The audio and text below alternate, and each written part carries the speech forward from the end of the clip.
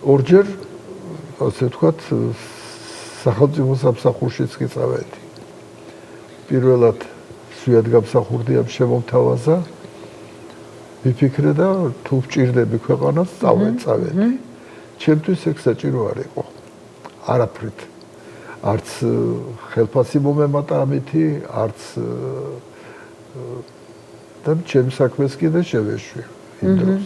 მცხეთის პრეფექტად დამნიშნა. მეორედ მიხეილ სააკაშვილმა შეუმთავაზა იმისი დიასპორის სახელმწიფო მინისტრის პოსტი. 2008 წლიდან 8 და 9 წელს 8-ში და 9-ში სწორედ ომის დროს მე გავხდით დიასპორის სახელმწიფო მინისტრი.